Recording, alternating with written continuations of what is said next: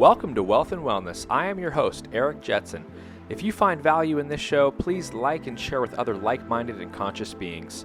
This podcast is for seekers and lovers of knowledge and designed to supplement your self-development journey. If I can add value to somebody else, they can then add value to at least one more person, causing a ripple effect. We will unpack the different aspects of wealth and wellness and get perspectives from experts in their fields so you can start making better choices today. It's time to elevate with Eric Jetson. It's amazing because, the justice system is so fascinating to me in that we're looking at a person on quite potentially the worst day of their life. And that's the file that I get. I don't necessarily hear about the good things that they did, their character and whether it's good or bad or somewhere on that spectrum. But as a prosecutor, the gift that I have as a man of faith, as a follower of Jesus, is that, we pray the Lord's Prayer, right? Your kingdom come, your will be done on earth as it is in heaven. I really see my role as an opportunity to bring heaven's justice to earth. And, it's not going to be perfect, it's not going to be flawless, but it's not going to be for lack of trying. Today's guest is a humble man and a friend from high school. Sal Alejandro Guardiola II, aka Sal, is a passionate follower of Jesus Christ, a loving husband to his wife Nikki, and an affectionate father to his children Zoe and Trey. Sal is blessed and he knows it. Sal practices law as a prosecutor in the Las Cruces, New Mexico District Attorney's Office. I look up to Sal for his commitment to his faith journey and overall well-being, and investing time into his self-development journey. I admire his eagerness to keep learning, and am excited for him to share his wisdom and get his perspective on wealth and wellness. He has a selfless heart and seeks opportunities to make an impact in society and on planet Earth. I have the great pleasure of introducing our guest and my friend, Sal Guardiola. Sal, how are you today? And I'm doing wonderful. I'm so happy to be here, so happy to see your face. I'm doing great. I can feel the energy through the screen, man. Yeah, you look good. I can feel the energy. Man, it's been a while. I know we caught up, a couple years back, but you've been up to a lot, man. You've been creating a wonderful life for yourself, and I'm so proud of you. And I'm blessed and humbled that you would want to come on to the show and share some insight as to what wealth and wellness means to you and how you were able to bring it all together and live an integrated life and a faith-based life. So let's dive into your journey a little bit, Sal. What have you been up to and what got you to where you are today?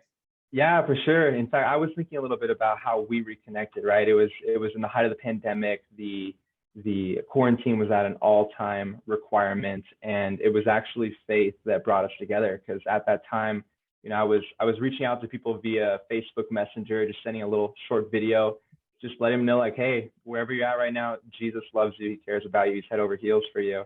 And you messaged me back. I'll be honest, you gave me one of the most positive responses that I got out of all the videos sent out there. And it was just such a gift. It was such a gift to be able to hear from you. We got on a phone call. But to bring it back to your question, the timeline. So graduated 2010 like you, went on to the University of New Mexico. I got a full ride scholarship. It was a total blessing.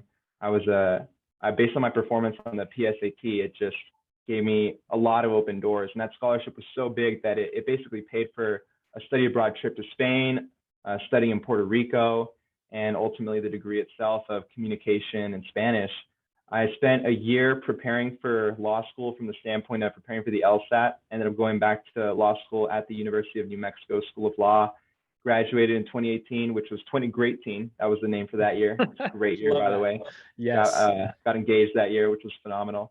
And to that point, funny story, this will be just a brief one. My wife, she and I met in 2013. At the time, she was a campus evangelist, just sharing Jesus with students.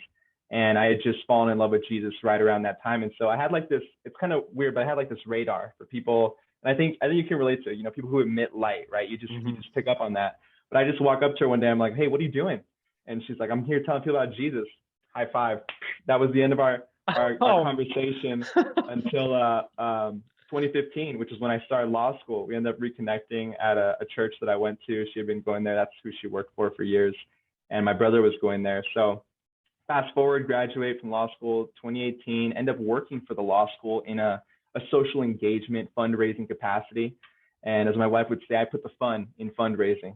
So that was a real blast. But I knew it was a contract position. So it had its place in terms of the timeline of my life, in terms of a start date and end date. What I really wanted to do was prosecute, and that's what I'm doing now. I was looking to work in the DA's office in Albuquerque, ended up applying there during COVID, during the quarantine, and then had another interview in a nearby city, Rio Rancho, in that area. Ended up taking that job, and then went to a conference. We had our first in-person conference after all the issues of the pandemic. Mm-hmm. And at that conference, I meet the DA in Las Cruces. And I really wanted to meet a DA. I think, regardless of a person's political position, the fact that someone gets elected, like, that's a big deal. There's a lot of work, a lot of time, a lot of energy, sacrifices are made. And so I wanted to meet another DA, which here in New Mexico, they're elected positions. I meet the DA from Las Cruces. We just hit it off. Turns out it turns into an interview the day after my son was born. He was born November 28th of last year, and an offer that really blew me away thereafter, just exceeding my expectations. Prayed about it, took it to counsel, and of course my wife and I had to be on the same page, and we thought, you know what, green means go, let's do this. So we've been in Las Cruces since early May, so a little over 2 months now. And it's been a blast. I'm a city slicker. I grew up in Phoenix, Arizona. Never thought I'd live on a dirt road. I live on a dirt road. Got a lot of land. It's just wonderful. We're renting right now, but I couldn't. We live right next to a pecan orchard, so it's beautiful. It's beautiful. Wow. We got grass in the desert. We live on a well. So don't judge me if you're an environmentalist, but it's pretty nice. Yeah. That's awesome, dude. So what made you get into prosecuting? To me, on the surface, prosecuting, it almost sounds like bad, Yeah, it sounds like persecuting, right? Yeah, exactly. And I know that you have such a strong faith, so walk me through, what got you into law and that law specifically. Absolutely, man. So I'll take it back a little to freshman year. So freshman year, straight out of high school, I had goals, and only one of the three was good. I wanted to get good grades, and I'm gonna be honest, I'm brutally honest. I wanted to get laid, and I wanted to get drunk. Those are my three main goals going into freshman year, and I was successful at them. And during that year, though, there was like this emptiness inside me. I remember being in my dorm room just late at night after all my hoopla was done, and I just had this overwhelming sense that I was meant for more than this life I was living. And I would pray, I would pray to God. I always believed in God, but I didn't necessarily trust him, didn't necessarily love him, just thought he was there. And along that year, throughout the course of that year, I end up meeting someone on campus who just really asked me some pointed questions about my faith. Do you believe God is perfect? Yes. Do you believe that you'll go to heaven when you die? I was like, no, I'm going to go to purgatory. God's really got to work me out. And they're like, do you believe Jesus died for your sins? I'm like, oh yeah, he's on the cross every Sunday at Mass. Die for him, celebrate the Eucharist. And then this was the question that really got me. Well, the lead up and then the question. So it was, if Jesus gave his life for you on the cross, how much of his life did he give? I was like, well, he died, so 100%. And then here it was, how much of your life do you think he wants? And I was just like, oh, boom, gut check in my experience. I was like, yeah, 100%. And they're like, where are you at? And, I got good grades in school, so I like to give myself the benefit of the doubt. So I was like, solid B, 80% range, thinking that's how it works. But that really catalyzed this hunger of what does it mean to live 100% for Jesus? What are the mechanics of that? What does that look like on the day to day? And, I could say a lot in terms of how God met me on my study abroad trip in Spain, and met me in a confessional in the Vatican, and just this priest just gave me the most gentle rebuke of my life that just shattered my worldview at that time in terms of the view of sin and being faithful and being a follower of Jesus Christ. But ultimately, the way I say it is that God won my heart. I just got to encounter his love in such a way that I don't think I really acknowledged growing up. I think it was there. I was just kind of blind to it. But that leads to just a shift in direction. I honestly didn't want to go into law. I wanted to go into clergy, be a pastor. And there was this little pull, it was that God wouldn't let me go into that, which I thought was strange. So I'm like, don't you want people to be preachers? Well, why would you not? And but there was really this verse in Second Corinthians, First Corinthians chapter 7, and it's like a little aside within the context. But the idea is this: is at the time that God called you, were you on this track? Stay on that track. Like, don't try and switch it up. And I was gung ho to pursuing law, and was really wrestling with God about it. But I just remember one day in prayer, just asking him straight up, like, God, do you want me to go to law school? And I felt his voice speak to me, like, internally, not audibly, but just like, yes, I do. I'm like, okay, let's do it. And so I'll be honest, Eric, like, law school was like the most humbling experience of my life. Like, I graduated at UNM with like a 3.96. I finished my first semester of law school with a 2.4 or a 2.3. I was like, what am I doing here? And it didn't get much better the next semester. But I hung in there, and I just see God being a father to me, teaching me humility. Because so much of my identity was wrapped up in my success, so much of my ability to succeed. And it began to redefine my definition of success. Essentially, it's a math equation: Jesus plus nothing equals everything. But I had to decide, like, what am I going to do as far as law practice? And I actually was looking at public defense, standing up for the little guy, the indigent, the poor. I mean, that just seems like something Jesus would do, and he does. He continues to do it. But along the way, I ended up interning in the DA's office in Albuquerque. And what I was struck by is that the American Bar Association has a designation for prosecutors, this title. It's Minister of Justice. And when I think about that word minister, it means servant, to serve. To serve what? Serve the cause of justice. And I wholeheartedly believe that God is the God of justice. And what struck me too is that in law school, we're taught this perspective, which in a practical sense, it just depends where you're at. But essentially, it's this: the prosecutor is the most powerful person in the room, because they decide whether a case is going to even proceed, whether it's going to go forward. They decide what kind of plea offer or resolution will be extended to the defendant, should that be appropriate. And at any point, they can just say, you know what, we're done. This case is over. And there's this responsibility of not just looking out for the community, because I don't directly represent victims of crime per se. I represent the community. That community also involves that defendant. So looking out for their best interest, while balancing these different tensions, is what I'm tasked with. And it's amazing because, the justice system is so fascinating to me, in that we're looking at a person on quite potentially the worst day of their life. And that's the file that I get. I don't necessarily hear about the good things that they did, their character, and whether it's good or bad or somewhere on that spectrum. But as a prosecutor, the gift that I have as a man of faith, as a follower of Jesus, is that, we pray the Lord's Prayer, right? Your kingdom come, your will be done on earth as it is in heaven. I really see my role as an opportunity to bring heaven's justice to earth. And, it's not going to be perfect, it's not going to be flawless, but it's not going to be for lack of trying. So that's really the reconciling of all of it coming together. It's a gift to do what I do, is how I see it.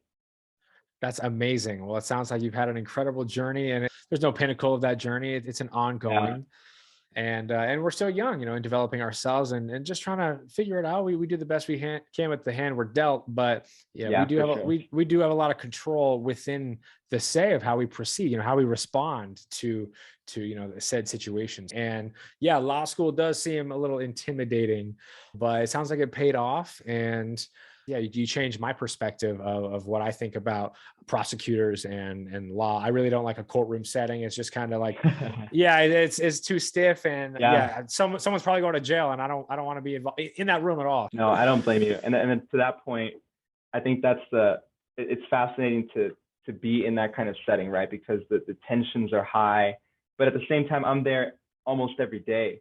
So the way that I see the courtroom is very different from someone who's coming in for the first time. And obviously, I'm unless I'm acting way out of hand, I'm not really in danger of leaving that courtroom in cuffs. So it's not necessarily a bad day for me ever when I'm in the courtroom. So it just depends. It's vantage points and perspectives are so, I think, just interesting and vital. I mean, for life as a whole, like how we see things, but in particular in the courtroom, it's this little subcontext, this subculture that's very unique, I think. I agree. There's an old saying, walk a mile in someone else's shoes. And Yeah, get their perspective. And it's very cool because I don't know if other prosecutors are, typically have a strong faith background. I wouldn't imagine. And being a lawyer, there's probably a lot of societal pressures as well. Having to look a certain way, or maybe, drive a certain car or whatever. There's always pressures in corporate America. Tell me, what was the conversation growing up for you and your family surrounding money and wealth? Yeah, I think one thing that comes to mind was that there was kind of this cloud of not having enough. Like we don't have enough to do the things we want to do, which looking back is pretty interesting to me. So let me just give you a little history on my parents, right? So my mom comes from a family of 13 brothers and sisters growing up in small town Las Vegas, New Mexico. The only reason they didn't live in the projects is because my grandma was completely against that and instead put them in this tiny 2-bedroom house. 13 kids, 2-bedroom house. Wow. Crazy, right? On my dad's side, he's from a family of 10, immigrant family. So he was about 4 years old when his family moved from Mexico to small town Lordsburg, New Mexico, in the southern part. And so 10 kids in this house. They moved around. My grandfather was a miner, so as the need was, that's where he went. But my dad was well aware of his poverty because he started working like at age 8, and he'd basically take his paycheck to his mom so that she could buy groceries or whatever the family needed. My mom was not as aware of the state of poverty that she lived in until she started, growing up, seeing the differences in lifestyle, the differences in what its summers look like for this family versus their family. And I think that they took that into our family in the sense of, we definitely acknowledge we have nicer things than we did when they were younger, right? But they had finer tastes, I guess you could say. So my brother and I, we went to private parochial Catholic school from basically kindergarten to 8th grade. I went to a Jesuit high school. That's where we met, which is not cheap by any stretch of the imagination. Might very well be more expensive than a lot of colleges these days. But on top of that, my brother and I grew up playing golf, which is not an inexpensive sport either.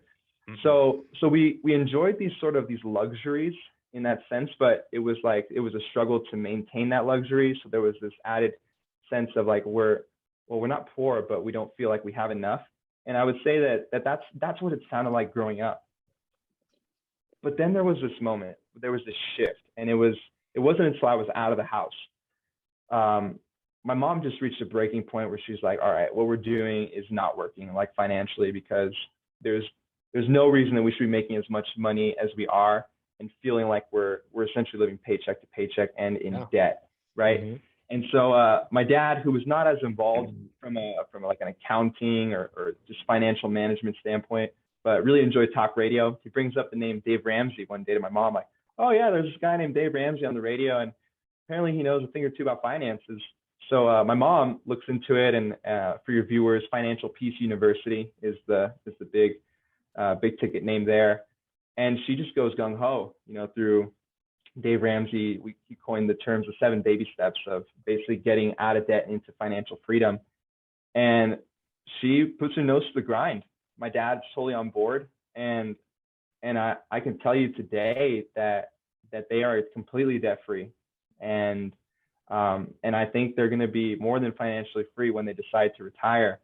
But to be with them on that journey has been really informative for me. Although when they were in that journey, I hadn't. Unfortunately, sometimes I have to see it to believe it. I'm sometimes maybe lazy or just averse to the risk. But my mom was pressing into me when my freshman year of college, like, listen to these tapes, listen to these recordings of Dave Ramsey. And I was like, whatever. I wish I did, which if there's any viewers out there in your 20s, like, and you're getting good financial advice, whether it's from Eric or someone else, like, run with it, because I'm now 31. That's 11 years. Well, a little less because I got my head on right a little after, but there were years wasted where I could have been building something. But to get back to your question, it was an evolution, but what I grew up in was this sense of lack. I guess if I had to sum it all up, was we don't have enough. Yes, we have nice things, but we don't have enough. Yeah, and I felt a very similar way growing up. My dad was dealt an interesting hand, and he had to raise 5 kids on his own, and he's my hero. But he had to devote his full emotional energy to Yeah. being a father. And unfortunately it pulled from other aspects of his life, so when I look at his overall wellness, and that incorporates wealth, financial, and even just alignment with everything. And he did the best he could. We went to Catholic school. He had a very strong faith, which he inherited from his father, and he had a very strong work ethic, which he inherited from his father, which he was able to pass down. But when it comes to money, yeah, like we moved from Seattle to Scottsdale, and I grew up, yeah, in Scottsdale, and there was a lot of C and B scene, and a lot of wealth when it comes to material possessions. And of course, my dad wanted to put me. He knew the importance of giving me good education and putting Yeah. me in good environments, a good association.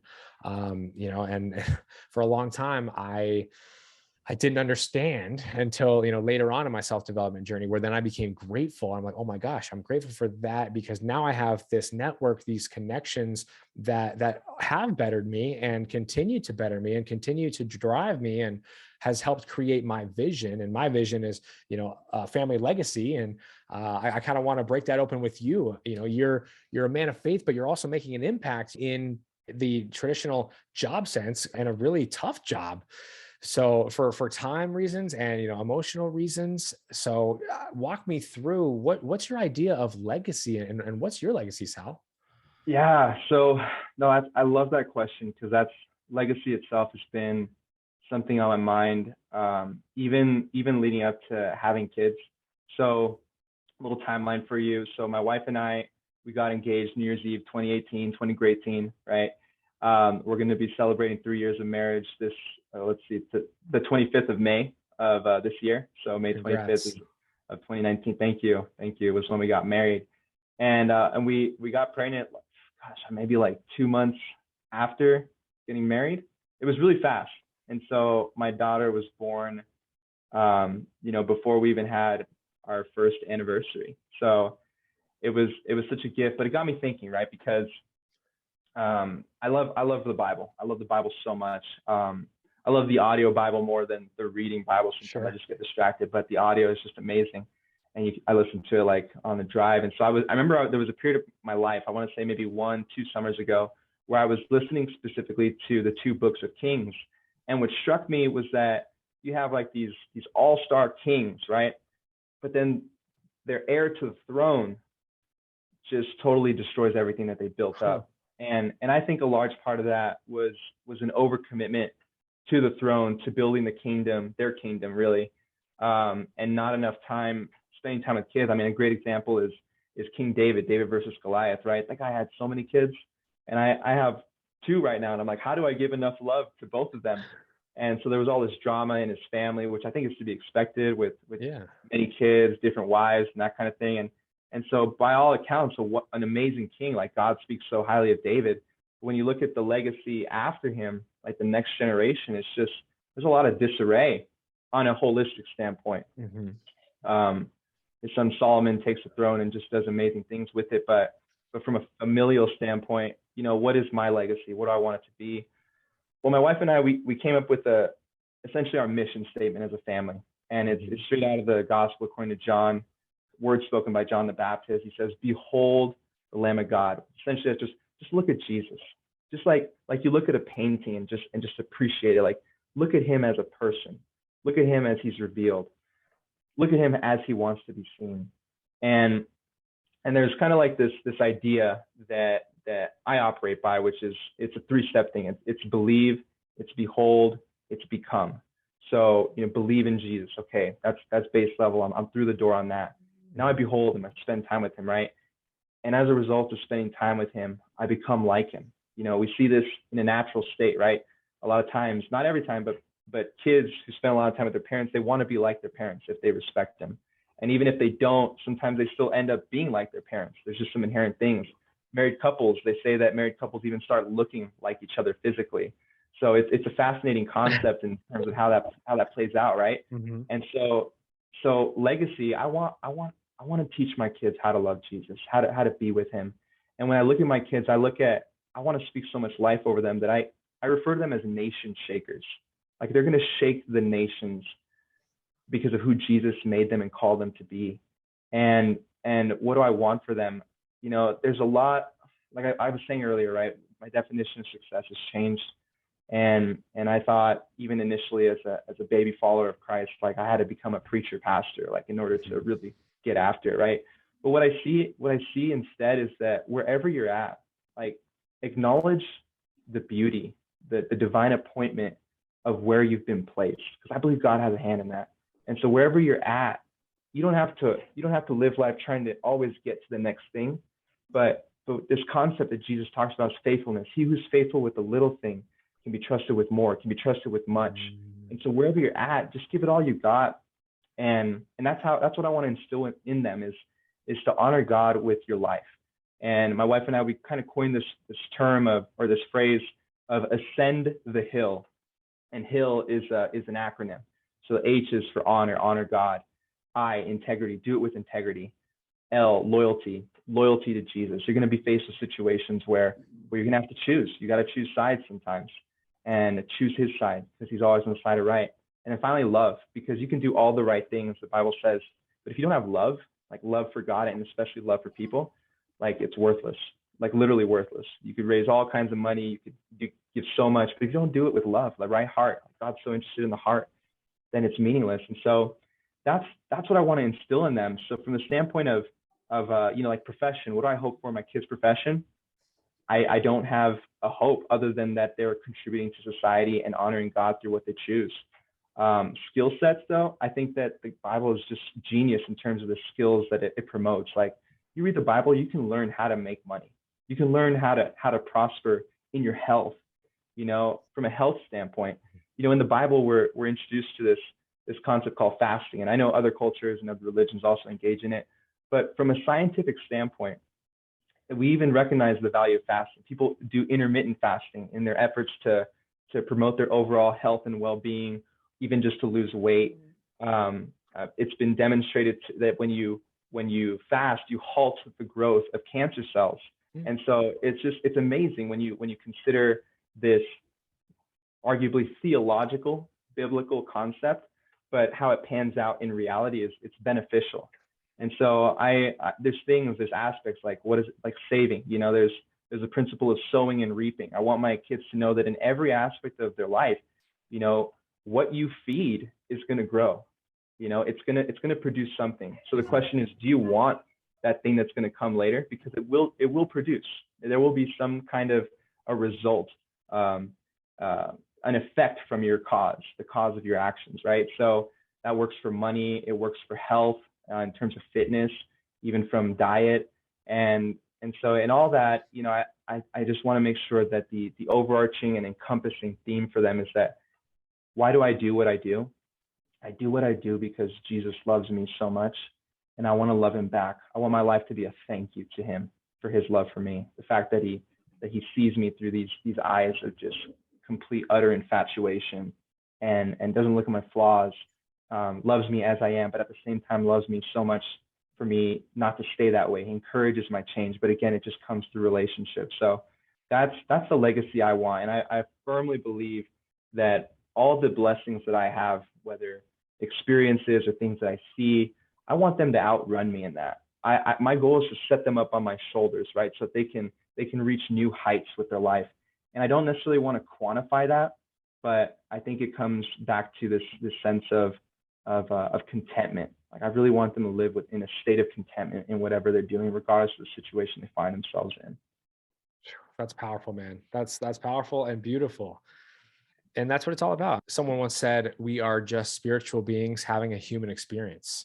That resonated with me. And because I was like, yeah, just boil it down, strip everything down, all religion, all backgrounds, all whatever, social statuses. That's all we are. And then that has helped me embrace just equality and really operate on a frequency and a vibration, rather kind of use that as a gauge, and just say, okay, if I'm spiritual and I'm just an energy force, what am I emitting? How much light can others see? Because I know that this human, this skin stuff, it's trapping the light. It's in there, but it's up to me to get it out, to dig it out and let it shine. And we're going to attract what we are.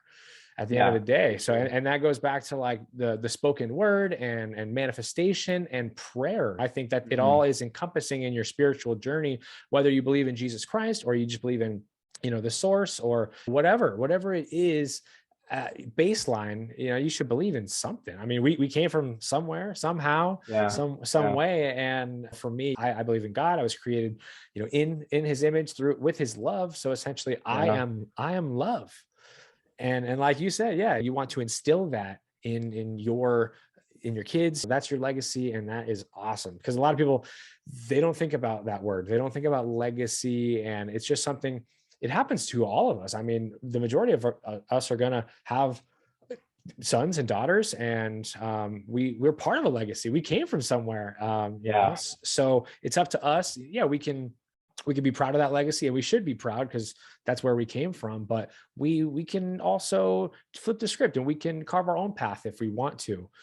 And you just embody wellness so well. I mean, you got holistic success, in my opinion, man. You really got everything going for you. Well-deserved. Gratefulness is something that I've had to shift my mindset and put at the forefront, because if you feel grateful for the blessings that you've already received, then God will bless you more. He will trust you with more. And you said it, you reap what you sow, and there is a consequence to every choice that we make. It could be a positive or a negative consequence, but there is a consequence. So we got to make sure that we're sowing positive stuff and making a positive impact, because everybody we encounter, if I'm at Starbucks at 6 a.m. and I'm, rude to the person that works there at Starbucks, that might turn their day totally negative. And then everyone they talk to on the drive-through, they're approaching with rudeness. So it's like, what kind of energy and vibration do I want to put out in the world? So that has allowed me to be more present and be aware of my thoughts, because we've got this constant narrative going on, and we're either too much reflecting on the past and creating this future based on these previous experiences. So if we start the day, I don't want to get up, you snooze 5 times, I don't want to get up, or you stub your toe, this is going to be the worst day ever, or you get a ticket on the way. And it's usually a chain reaction of getting up in that poor mood. How do you stay present? You juggle so many things. You wear so many different hats. How, in addition to prayer, I know that that's a staple, but what do you do maybe daily or weekly, quarterly, whatever it is, to help you stay present and balanced? When I used to pray, it was a lot of me just talking. Like, I would be the one doing most of the communication, right? But a lot of my prayer now is, Jesus, what are you saying right now? And to be totally honest with you, and this, I know this is like probably outside of some people's paradigms, but the answer I get back is, I love you.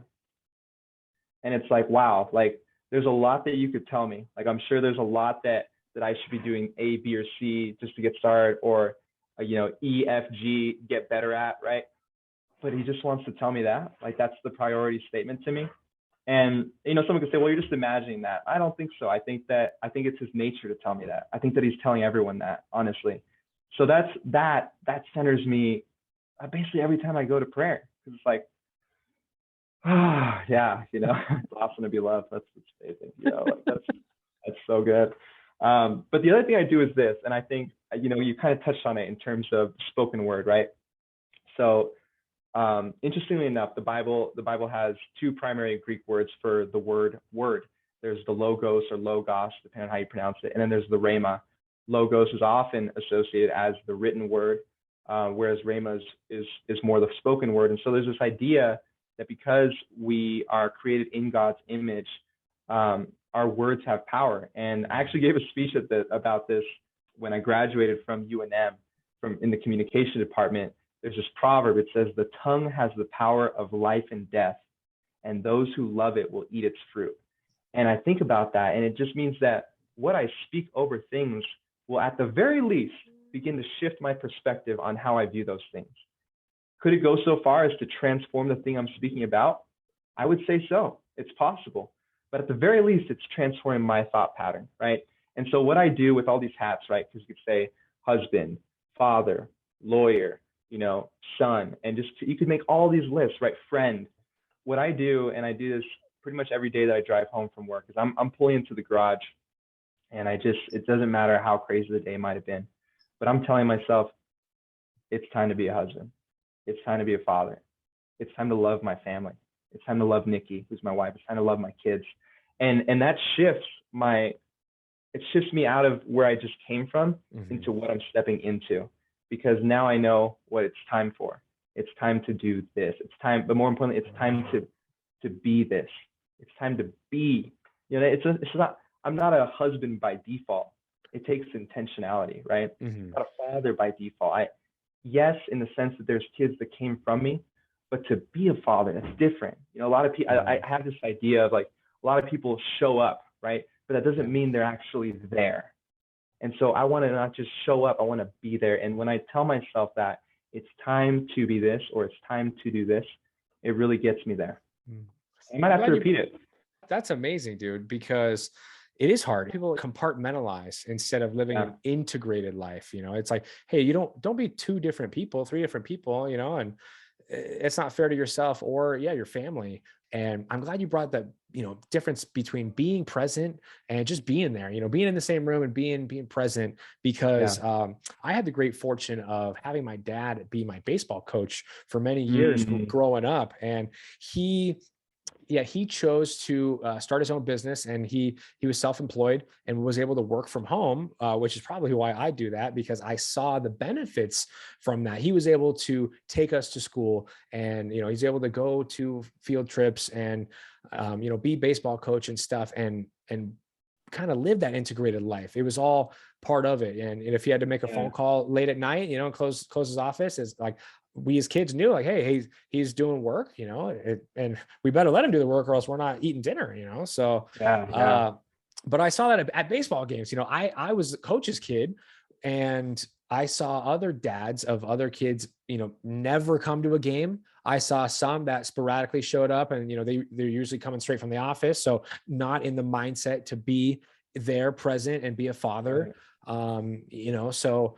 And even nowadays, we see it all the time, just casually, mom and dad or whoever takes their kid to the park, and they're just on their phone all the time.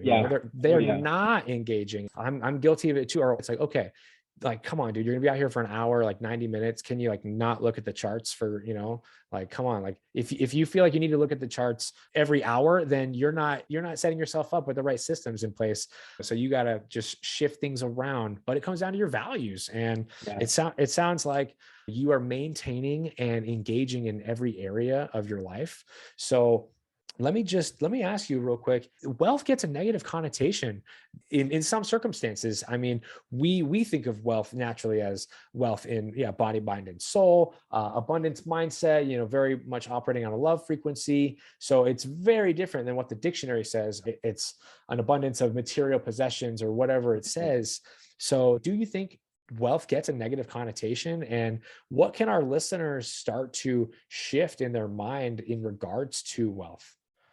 I do want to say one more thing, and it's just this. I want to honor you, Eric, because when I consider what you just described in terms of your lifestyle and that integrated life, the flexibility that requires, to the degree of neuroplasticity, right, to adjust what you're doing in that moment. You can go literally one moment from pumping some iron to picking up your kid and just playing with them for a little bit. Like, that's huge, man. And I could say that for me, like, that's an area that I'm growing in, because there are times where I may be working at home, and I'll have my son on my lap, my daughter's over there, I'm on the laptop.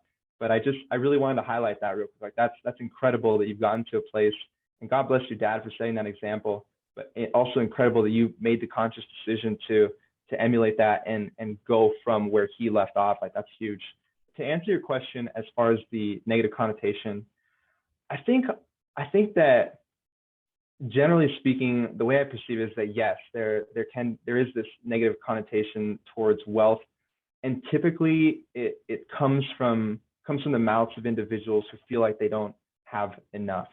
I think that even me growing up, like, there was this subconscious bias against the wealthy, who I perceived to be wealthy. And that's a whole nother thing in of itself, because you can perceive something and be incorrect. There's this quote I love. It says, regardless of whether my perspective is right or wrong, it's always incomplete. And it's just like, so I'm seeing what's being projected, but one, I may be interpreting it incorrectly. Two, the projection may be false. And three, right, the iceberg, right, there's so much more. 90% is below the surface. So yeah, I think that there can be negative perceptions about wealth. What really shifted for me is this idea that wealth or money in general is, and this came from Dave Ramsey, is that it's like a brick, right? A brick in and of itself is amoral. It's neither good nor bad. But where it takes on a character, if you will, is based on the user. So that brick could be added to a bunch of other bricks to build a hospital, or that brick could be thrown through a hospital window of a building, and then it becomes vandalism at that point, right? I think that's how we can look at wealth. That's one way to look at it, which is it becomes a mirror in a sense. The Bible says that where your treasure is, there will your heart be also. And I look at that on two levels, right? One level is that look at your spending habits. Look at where your money goes. You just gave away what's important to you. Hopefully you like it. But if you don't, hey, make a change. You can make a change. But the second part is this, is that you can direct your heart with your wealth. And we see that with investments, right? You start investing in something, like I'm sure this is for you, right? So you're so knowledgeable now in cryptocurrency, you're invested in it. You care about it, right? I would imagine that you're paying attention to what the news has to say, or whatever good sources that you've identified as far as how cryptocurrency is evolving. You've now invested time because you first invested money, which then directed your heart to an interest in it at the very least. And so when it comes to wealth, the question is, look, wealth is neither good or bad inherently, but what are you going to do with it? And the question too is like, do you want it? You know, one question that I grapple with whenever I'm looking at wanting to start something new is this right here. How bad do you want it? And then the next question I've got is why? So, because I really believe that for a lot of things, you know, there's things that are just impossible, but, you know, let's look at, you know, the invention of the airplane. Someone wanted to fly, right? Yeah. They wanted it and they didn't get to achieve it the way they perhaps dreamed it, which is to be like a bird, but they accomplished it, right? We benefit from that. We benefit from the fact that we can travel on airplanes, and, you know, restrictions and politics aside, we still get to travel miles. We get to visit other countries in a matter of hours, when before it would have taken days, months even to get there, all because someone wanted it bad enough. Now, I don't know their why, but I know they wanted it bad enough and they made it happen. And so, you know, I think that when it comes to wealth also, there's like this, at least for me, at times there was like this aversion. And I would have to say that whether this was for right or wrong, how I perceived wealth and poverty was at a superficial level through my upbringing in the Roman Catholic Church, which was that, oh, well, it's the priests and the nuns that take a vow of poverty, and they're the holy people. So poverty seems to be somehow tied to spirituality, to holiness. And even in the scriptures, right, it says blessed are the poor, or blessed are the poor in spirit. And so there is this idea of poverty. But the reality is that someone like us, for instance, right, growing up, we're wealthy by all accounts. And on top of that, we're in America, right? So we're already, what, top 10%? I don't know what the statistic is, but I never wondered where my next meal was going to come from.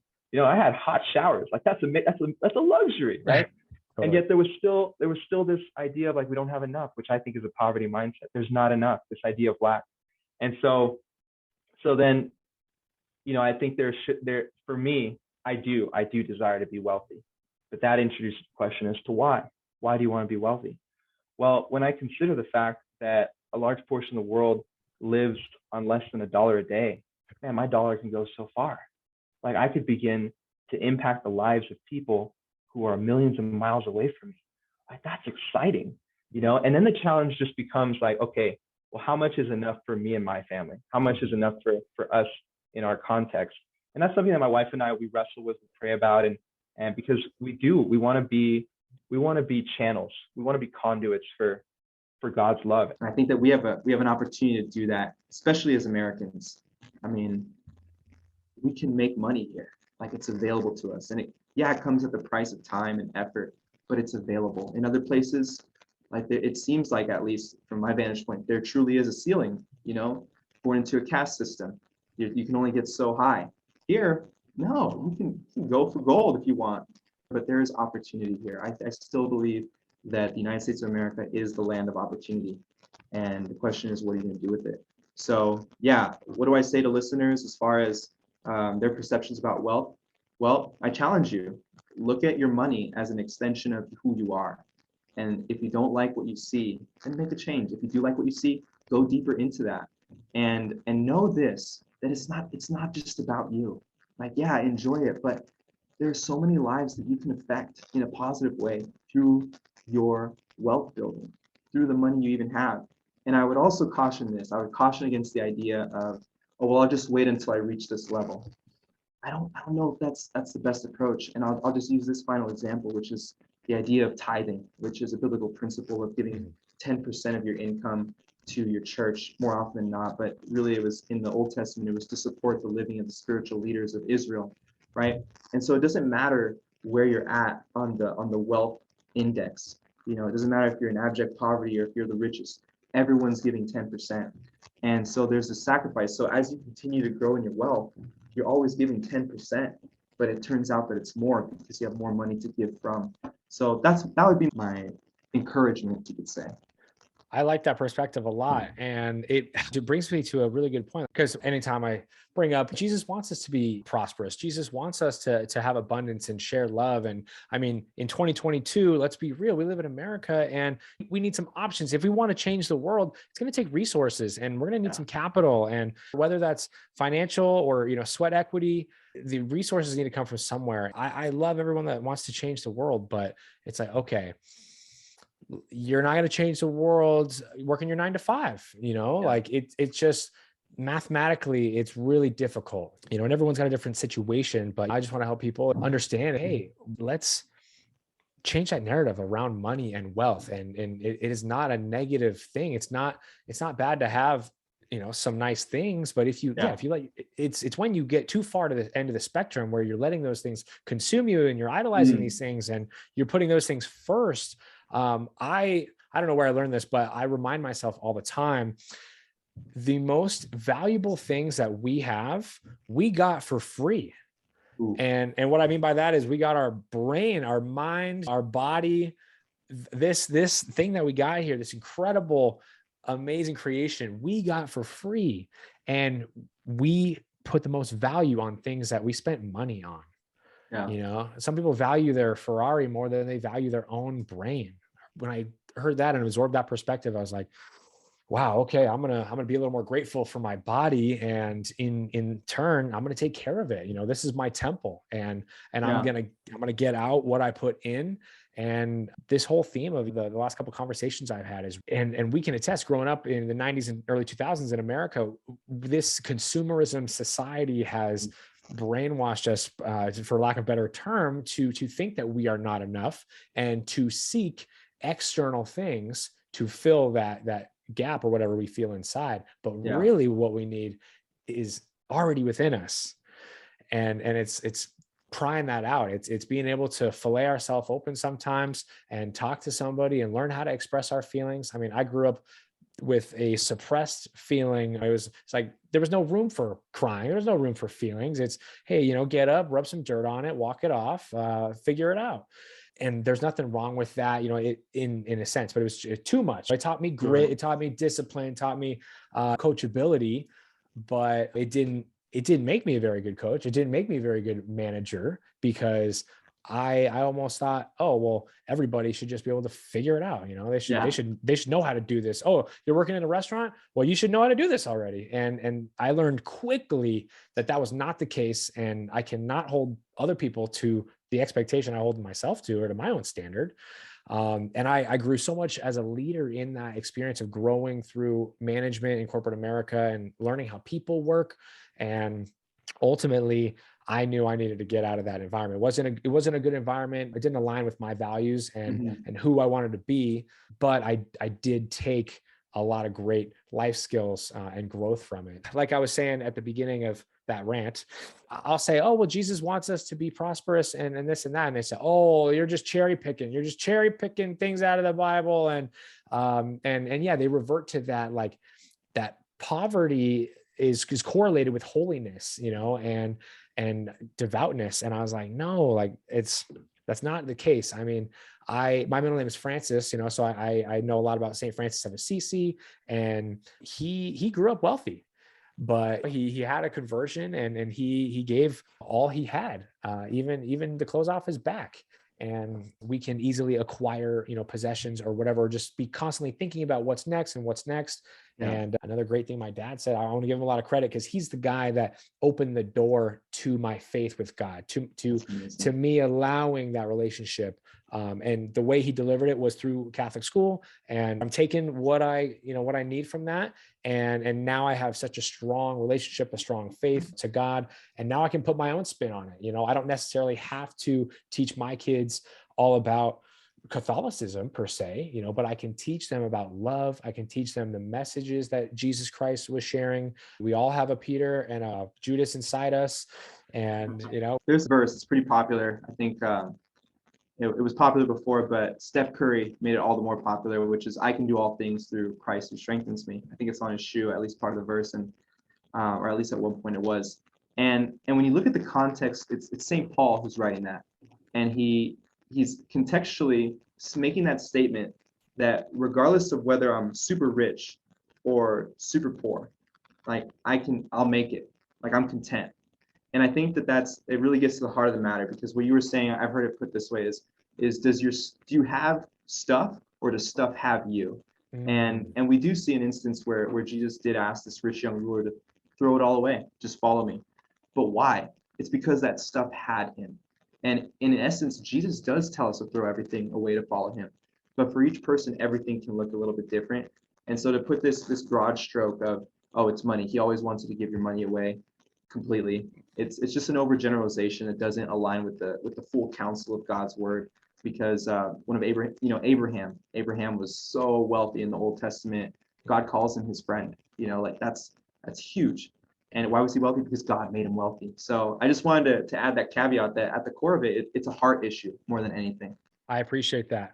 Well, you are a man of wisdom, so I want you to share a little bit of wisdom for our younger listeners out there, or maybe people that are just starting out on their self-development journey or their financial journey to get to where they want to be, whether it's to debt-free, just to be at zero and, and start to work in a positive direction, or their investment journey or whatever it is. But two things, what advice would you give somebody financially to just be aware of or maybe implement?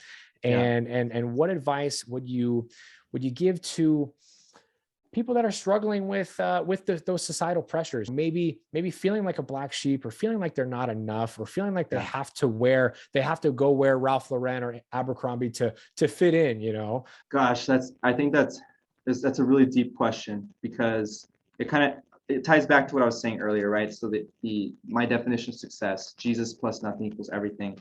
And I want to share this. So I think that, recently we've heard this term of imposter syndrome, right? And we see it a lot in the context of the workplace. Like I'm expected to do these things, but they don't really know that I don't know how to do those things, right? Mm-hmm. And I think that we actually experience imposter syndrome in a spiritual sense. And I'll break it down this way. We have on the conscious level this perception of ourselves that we're decent, like we're pretty decent people. I'm a good person, right? Mm-hmm. But then at a subconscious level, we're not. That's where we start to realize, like, I'm not content with who I am. Like I don't meet my own standard. I fall short, and God forbid anyone finds out about that. So then I start projecting all these other things as a sense of a mask, which COVID-19 was interesting also because everyone's wearing a mask at that point. But honestly, a lot of people were wearing masks well before it was mandated. And so what do you do with that? What do you do with that sense of internalized spiritual imposter syndrome? Well, Jesus, again, he says, come into the light. And then you're like, well, I'm going to be exposed. He's like, exactly. That's the surrender of it. Because all that gets exposed, all the nitty gritty, the garbage that's there that you don't want anyone to know about, I actually already took that on me.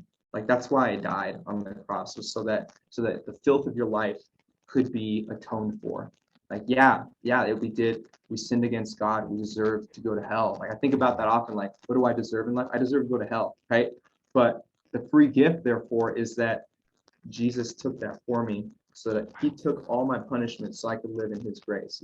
It's known as the divine exchange, right? He took even my poverty, spiritual, at times physical, to give so that I could be wealthy. He took my rejection so that I could receive selection, so I could be accepted. Throw it all in there. He took my depression. Like, he wept so that I could smile, right? So that I could have joy. So in that frame, I want to say this, is that at a fundamental level, my encouragement is, look, you don't have to hide. Like, I literally said, when I got baptized after coming to my own personal faith in Jesus, for a while I've been playing hide and seek with God. And it wasn't him who was hiding from me, it was me hiding from him. And that's what it's been like. You go back to Genesis. God's first question recorded in the Bible is, where are you? Where are you? It wasn't like, oh, you done messed up, Aaron. Why'd you do that? You had one job. You couldn't do that? No, it's, where are you? Like, oh my gosh, like, that's the character of God? Where are you? You look at Jesus, right? And he's consistently finding people. He's going after them. And so my encouragement is just let yourself be found. Like, he can handle it. You're not going to scare him away. Because there's no one that knows you better than your creator. And let me tell you something. Salt doesn't apologize for being salty, right? It's in its nature. And so there's what Eric, what you said earlier, in his image. You were created to be an image bearer, my friend, whoever you are listening. And so let yourself be consumed by the one who wants to be born through you, his image born through you. So how does that correlate? How does that correlate to finances? Well, it correlates in the sense of this, is that when you find out who you are, now you know your purpose. And I forgot who it was. It says the two greatest days in your life are the day you were born, and the second, the day you found out why. Jesus gives you the why. He's given me the why. He's the why behind everything I do. And so he will inform your finances, your financial house. You say, I can't do it. Trust me, with God, all things are possible. You say, well, I don't know if he wants that for me. You have a relationship now through Jesus. Jesus says, I am the way, the truth, and the life. No one comes to the Father but through me. You got full access through Jesus. You don't have to live. The Bible says that Jesus is the wonderful counselor. We all need a counselor. We all need some advice. We don't figure this out on our own. And he wants to tell you. He wants to let you know what Jeremiah writes is, I know the plans that I have for you, the plans for good and not for calamity, to give you a future and a hope. And I'll wrap it up with this last Bible verse, which is that his thoughts toward you outnumber the grains of sand. I think that's Psalm 139. They outnumber the grains of sand on this world, on the sea, and they're all for good. So entrust your finances to him and let him inspire you. You know, that's what the word inspired comes from, to be filled with the Spirit, the Spirit of God, right? Let him inspire you with what your vision could be for your finances. I mean, I really believe this, that us in America, and I can't necessarily speak for people in other countries, but in our context, I believe that God wants us to use our wealth to manifest his kingdom on this planet. I mean, wealth is such an expression of love these days, like giving to someone. How do you put your money where your mouth is? I love you, let me show you, right? And we see that principle in God. God so loved the world that he gave. He gave heaven's treasure, Jesus. He gave, and that's what he wants us to do too. For the people who are struggling with the societal pressures to fit in or to wear a certain brand, let me tell you something, like that's historically been the case. Like you look at photos, right? Or maybe not photos, but portraits of what the 1700s looked like. And you knew, like, you may not have known the name brand at that time, but you knew who was wearing the good stuff. You know, you could see. And then because there's like this, it's just so apparent. It's been apparent probably since the beginning of who's wearing the nice stuff, who's not wearing the nice stuff, who has the nice stallion, who's got the, sorry mule. You know what I'm saying? And so I think, again, it comes back to perspective. And if you find your identity in Christ, inherently, the automatic result of that is that you no longer need to prove yourself, because that's essentially what it comes down to. This lifestyle of a mindset of, I have to prove myself. Let me tell you something, you don't have to prove yourself. Jesus is your proof. In life, we go through life and we're known by our actions. We're known by what we do. What do you call someone who tells lies? A liar. What do you call someone who steals? A thief. What do you call someone who commits crimes? A criminal. But you enter into Christ, and you no longer get defined by what you do or what you've done. You get defined by what he's done for you, and you sit in his place, and you've already made it. I mean, I recommend this book to anyone within the Bible, Ephesians. Just read that, listen to it even. That'll tell you who you are. That'll tell you who you've always been meant to be. And trust me, you read it with an open heart, you're gonna be left in awe, like God, no one has ever said these things about me before. Like I don't even say these things about myself. Like, but that's how you see me. It's scandalous because it is, but it's true. So that's my main thing, you know. And I'll just throw in a practical thing too. You want to build wealth? Invest, save and invest. But you know, live below your means. It's really easy to not do that. But you know, Eric's obviously here to assist you in cryptocurrency, which I think is just phenomenal because it's blowing up. I think that we're blind if we're trying to ignore, oh, this is just a fad. No, this is the future. The future is now. We're seeing it. This has been talked about for years, you know, and now we're seeing it. We're living in it. So invest your money, plan for your future. Get life insurance. I highly recommend term life insurance. Find out more. I'm sure Eric knows about that too. But you want to set yourself up such that you have margin, because catastrophes hit people. Life happens. The unexpected, the things we don't want take place, to such that like a COVID-19 pandemic doesn't completely wipe you. Yeah. And you're going to be okay. And in fact, that's God's principle again. He says, look at the ants. Look at the little ants. They store up. They work all summer long, so they're stored up for the winter. Man, store up for your winter. That's my advice for you. This conversation has been beneficial for me, and I know it's going to be beneficial for the audience. You've shared a lot of really great insight and kind of wrapped it all together. We briefly talked about wealth and wellness and faith, and how important it is to have that baseline and be able to look within. And there's different kinds of wealth, and it's what you do with it that's the most important. And my biggest takeaway from our conversation, honestly, Sal, is you reinforce that we have a God of love and not a God of fear. And a lot of people misunderstand that and are afraid. They don't know how to pray because they're afraid of judgment. As you look into your conscience and figure out your moral compass, and you know, at the end of the day, I think we all know what is good and what is bad. We know, hey, there's a brick on the street. If we pick it up and throw it through a window, like, we know that's bad. We know we shouldn't do that. So why don't we let that flood into our other areas of our life? We know what's good and we know what's bad. You know, we know that eating pizza 3 times a week is not going to be good for our digestive system. You know, I think my biggest message is, I just get the sense that there's going to be people watching this who have been hurt by the church, hurt by religious institutions. And I just want to tell you that Jesus is not a church. He's not a religious institution. He's a person. And for all the love that you may know in your life, Jesus exceeds that. And he's so, you may not like this, but he's so romantic. He's so head over heels for you. The evidence lies in really the historical fact of the cross and resurrection. A good book I recommend if you want to explore that is The Case for Christ by Lee Strobel. He lays it out. I mean, I think that we're pretty much aware right now that politics does influence what we learn in school at various levels. But when you take a systematic look at history, and the history in particular surrounding Jesus's life and the cross and the resurrection, you would be pleasantly, perhaps even shockingly surprised that there is proof beyond a reasonable doubt, which is important to me as a lawyer, proof beyond a reasonable doubt that he really did rise from the dead, therefore validating everything he ever said. And his big message was this: believe in me, just believe in me, trust in me. His track record is flawless in terms of being undefeated. So what's the gospel? It's this, it's we all sinned, we did. Jesus died for our sins. That's amazing. He was buried, he rose again on the 3rd day. So no one else has ever done that.